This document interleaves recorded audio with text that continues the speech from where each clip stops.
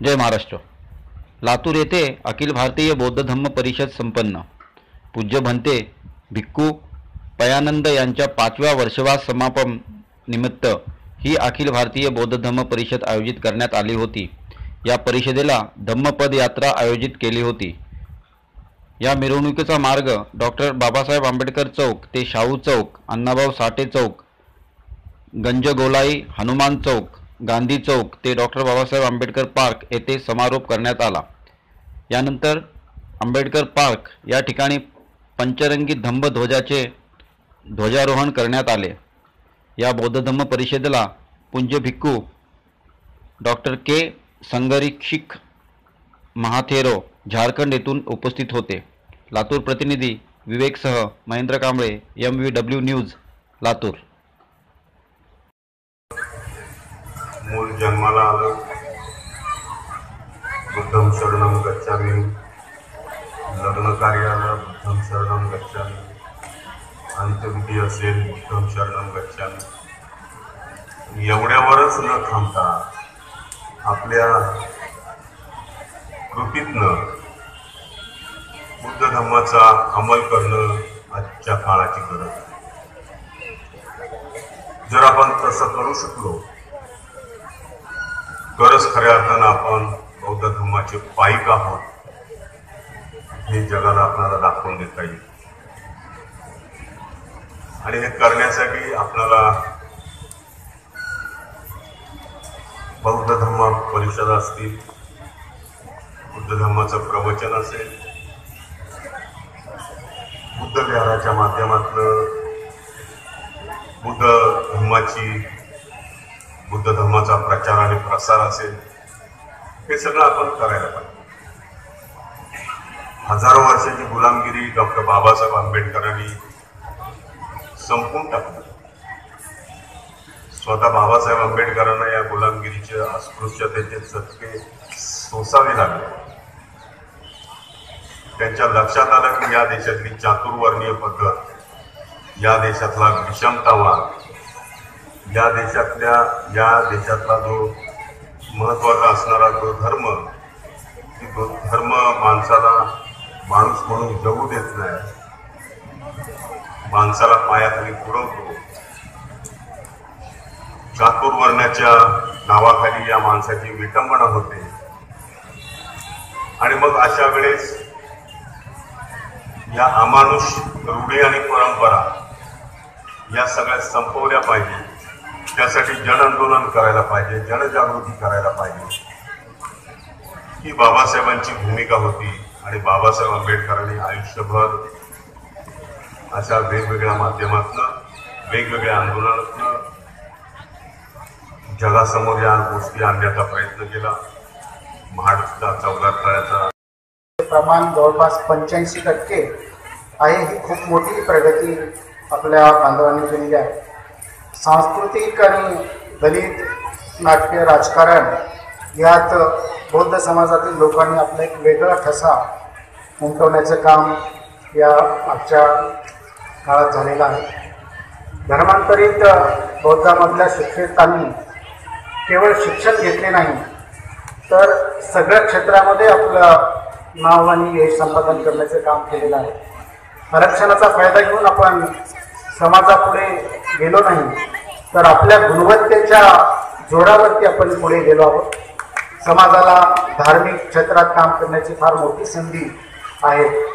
आजच्या या ऐतिहासिक धम्म परिषदेमधून धार्मिक प्रबोधनाचे काम होईल। परंतु हे सर्व सांगत असताना दैनंदिन जीवनातला धम्म सांगण्याची गरज आहे असे मला वाटते। आज या ठिकाणी आदरणीय पूजनीय भंते पयानंदजी यांनी एक इच्छा व्यक्त केली की लातूरलाही बौद्ध पर्यटन केंद्र निर्माण झालं पाहिजे आणि त्यासाठी जागा ही आपण पाहिलेली आहे, देण्याची प्रक्रिया सुरू झालेली आहे। आपल्या या ठिकाणच्या धम्म बांधवांनी मोठ्या काम केलं तरी मारत होते, काम केलं नाही तरी मारत नाही। अशा सिच्युएशन मधून आपले बांधव किती आहे।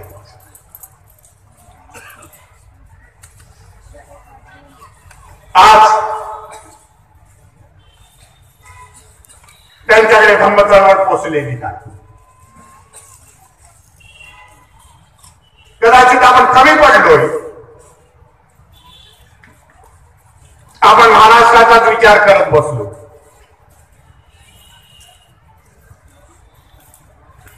आणि बाबासाहेबांच्या नंतर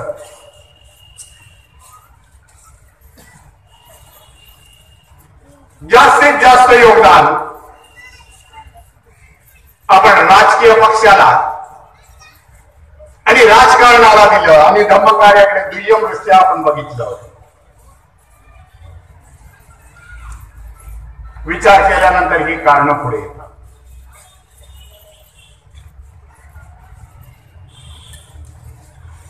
आज गुजरातमध्ये 56च्या नंतर जर आपण बघितली तर ती त्यांची तिसरी किंवा चौथी पिढी असेल. तरुण आहेत, सुशिक्षित आहेत, ते 4 पुस्तकं शिकलेली आहेत.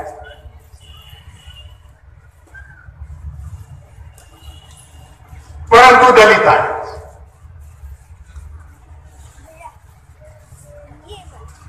56 मध्ये बाबासाहेबांच्या बरोबर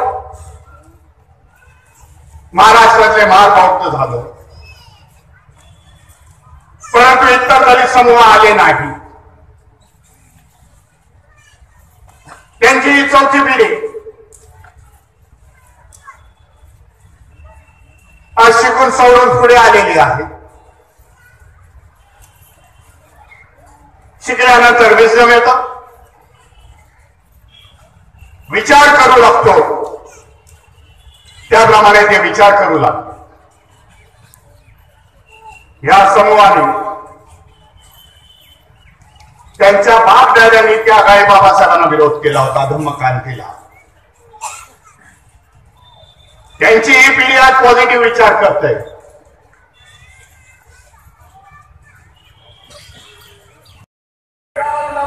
आज आपण लातूर या ठिकाणी आलेलो आहोत. इथं अखिल भारतीय बौद्ध धम्म परिषद आयोजित केलेली आहे.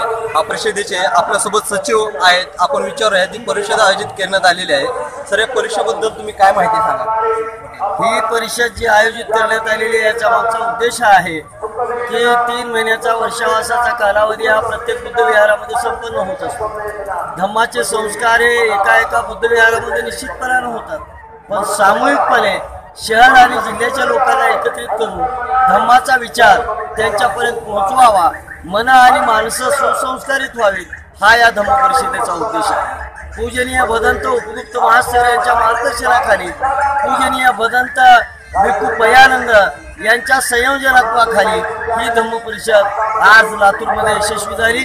भारतीय बौद्ध महासभा आणि भिक्खू संघाने एकत्रित काम करावं हा संदेश या धम्म परिषदेच्या निमित्तानं आम्ही माननीय भीमराव आंबेडकर साहेब यांच्या उपस्थितीनं दाखवून दिलेला आहे. कुठेही मतभेद नव्हता.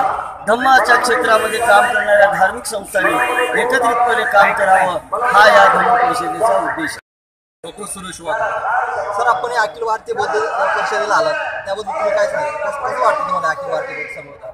लातूरमध्ये होणारी ही 4थी बौद्ध धम्म परिषद असली तरी ही परिषद आतापर्यंतच्या परिषदेपेक्षा अतिशय वेगळी अशा प्रकारची परिषद. या परिषदेचं वैशिष्ट्य म्हणजे आजपर्यंत या भिक्खू परिषदेमध्ये बौद्ध महासभेला कधीही सहभागी करून घेतलेलं नव्हतं. परंतु या परिषदेमध्ये बौद्ध महासभेचे कार्याध्यक्ष जे आहेत आदरणीय भीमरावजी आंबेडकर यांना या ठिकाणी बोलवलेलं आहे आणि त्यामुळे या परिषदेला एक वेगळं चित्र निर्माण झालेलं आहे.